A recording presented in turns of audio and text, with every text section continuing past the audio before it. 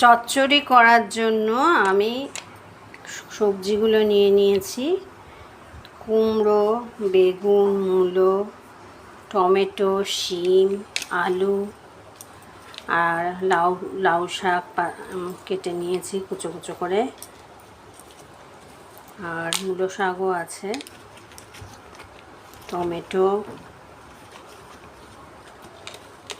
বেগুন সব কেটে নিয়েছি। এবার রান্না করতে যাব। প্রথমে বড়িগুলো লাল লাল করে ভেজে নেব। ওই বড়ি ভাজার তেলে শুকনো লঙ্কা আর 5 ফোড়ন দিয়ে নিলাম। সব সবজিগুলো এক এক করে দিয়ে দিলাম।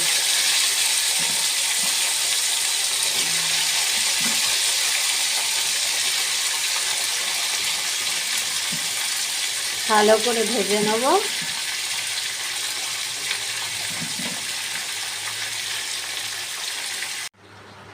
পরিমাণ মতো নুন, হলুদ, গুঁড়ো লঙ্কা আর 1 চামচ চিনি দিয়ে দিলাম। সাদা সর্ষে আর বেশ কিছু কাঁচা লঙ্কা বেটে নেব। সবজিগুলো ভালো মতো সেদ্ধ হয়ে গেছে। বড়িগুলো দিয়ে দিয়েছি। বড়িগুলো ভালো করে ভিজুক ঝোলের মধ্যে। আরও একটু রান্না হতে দেব। 2 চামচের মতন সাদা সর্ষে বাটা, কাঁচা লঙ্কা দিয়ে যে বেটেছিলাম দিয়ে দিলাম।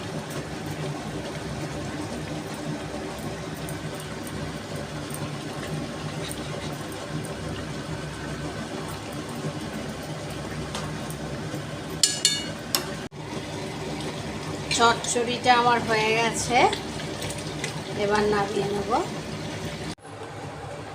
বড়ি, আলু, বেগুন, মূলো শাক, কুমড়ো শাক, শিম, মূলো সব দিয়ে চচ্চড়িটা আমার হয়ে গেছে।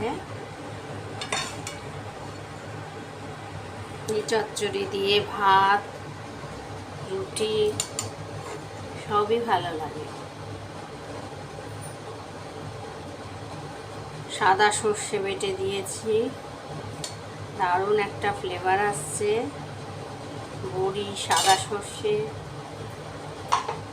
লাস্টে উপর থেকে একটু সর্ষের তেল ছড়িয়ে দেবো। ব্যাস, সর্ষের তেলেরও একটা ঝাঁঝ, সাদা সর্ষেরও একটা ঝাঁঝ আছে, সব মিলিয়ে পারফেক্ট।